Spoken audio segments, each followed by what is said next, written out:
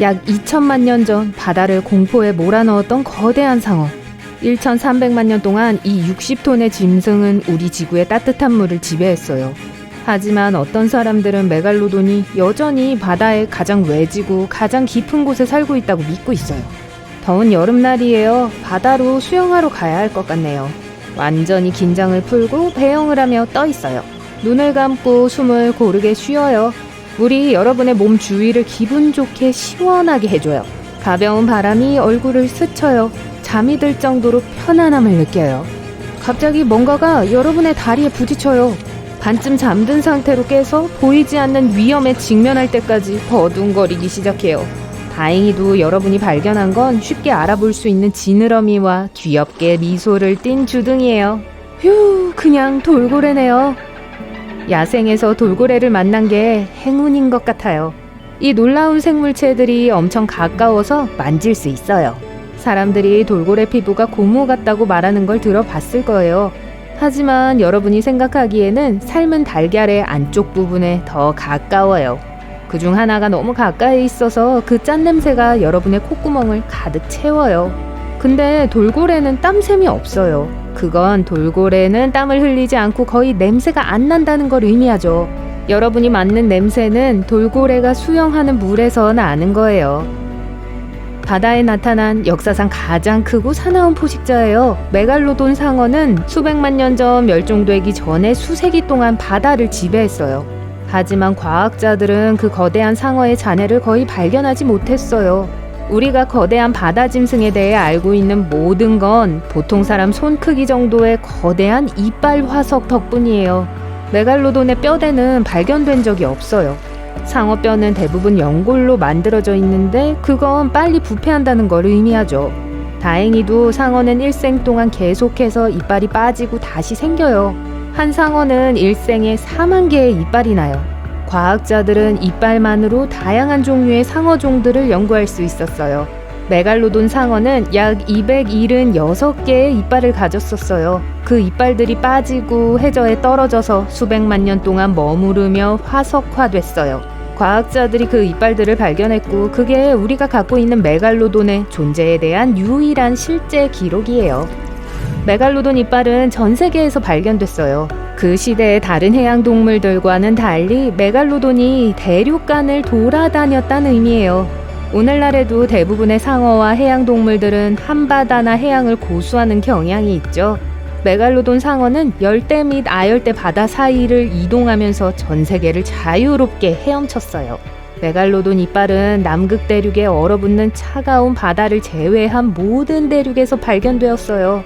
메갈로돈이 영화나 TV쇼에 출연할 때 거대한 버전의 백상아리처럼 묘사되죠? 과학자들은 전에 메갈로돈과 백상아리 둘 다 하나의 공통 조상의 후손이라고 믿었어요. 하지만 그건 사실이 아니에요. 사실 메갈로돈은 백상아리의 조상인 넓은 이빨의 마코상어의 최대 적이었을 가능성이 더 높아요. 그건 메갈로돈이 결국 백상아리와 그리 비슷해 보이지 않았을 거라는 걸 의미해요.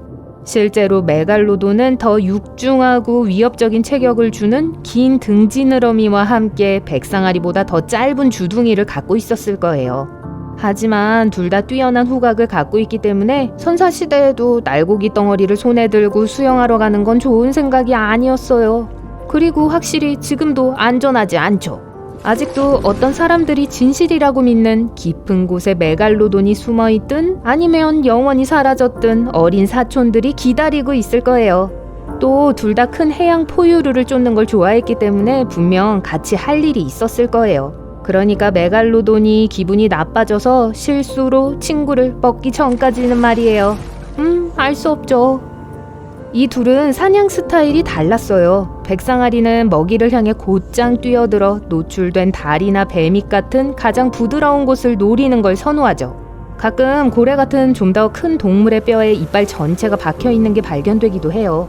수영을 하는 데 쓰는 주요 부분들이 없다면 불쌍한 바다 동물들은 무력해지고 탈출할 수 없게 되죠. 하지만 고래는 메갈로돈의 식단의 작은 부분일 뿐이었어요. 바다표범, 바다소, 오징어, 돌고래, 다른 상어들, 메갈로돈은 입으로 무작위로 헤엄쳐오는 작은 물고기 떼도 거절하지 않을 거예요. 푸짐하고 맛있는 저녁 식사 후에 먹는 맛있는 간식보다 더 좋은 건 없죠. 심지어 그 거대 거북들도 두꺼운 껍데기 안에서 안전하지 않았어요. 메갈로돈은 아마도 그걸 매일 대단한 도전으로 여겼을 거예요. 과학자들은 컴퓨터 시뮬레이션을 사용해서 고대 상어의 사냥 스타일을 알아내보려고 했어요. 이 기술로 과학자들은 메갈로돈의 공격 스타일이 오늘날의 상어들과는 매우 다르다는 걸 발견했어요. 현대의 상어들은 먹이에 가장 취약한 부분, 예를 들어 물개의 부드러운 아랫배로 직진해요. 메갈로돈의 이빨은 연골의 더 단단한 부분을 물어뜯는데 특별하게 적합했어요. 그래서 증거는 메갈로돈이 먼저 먹이에 더 단단한 지느러미를 씹어서 마지막 공격을 시작하기 전에 헤엄칠 수 없게 만들었을 거라는 걸 보여줘요. 어떤 사람들은 메갈로돈이 바다의 깊은 곳에 도사리며 오늘날까지도 여전히 살아있다고 믿어요. 하지만 그게 사실일 가능성은 낮아요. 메갈로돈은 온수종이라 깊은 바다의 차가운 물에서 살아남을 수 없어요. 메갈로돈의 잠재적 먹이의 대부분은 얕은 물에서 살아서 메갈로돈이 깊은 해수면에서 먹을 수 있는 건 아주 적을 거라는 걸 의미해요. 간단히 말해, 만약 오늘날에도 메갈로돈만큼 큰 동물이 살고 있었다면 지금쯤 그걸 발견했을 거란 말이죠. 하지만 메갈로돈과 마주칠 가능성은 낮아요. 이 상어는 우리처럼 따뜻한 해안과 바다를 선호했어요. 심해에서 사는 건 이들에겐 너무 추운데다 음식도 부족할 거예요. 또 몸 전체가 그 아래의 거대한 수압에 짓눌리는 걸 피하기 위해 진화해야 할 거예요. 아직까지 살아있을 것 같진 않지만 불가능한 건 아니에요.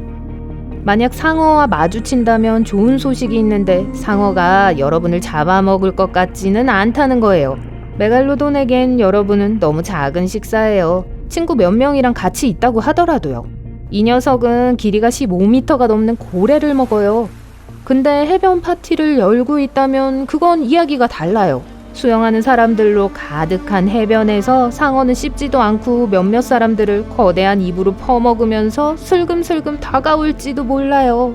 메갈로돈이라는 무시무시한 이름은 두 개의 그리스 단어에서 유래했어요. 크다를 의미하는 메가스와 이빨을 의미하는 오돈이에요. 합쳐서 큰 이빨을 의미하는데 확실히 이름값을 하죠. 그 씹는 것 하나가 사람 머리와 같은 크기예요. 총 276개의 거대한 이빨이 5개의 무시무시한 줄에 걸쳐 있었죠. 모든 역사에서 오직 몇 마리의 검치호랑이와 티라노사우루스만이 일관적으로 더 큰 이빨을 갖고 있었어요. 바로 그런 게 제가 보고 싶은 대결이에요.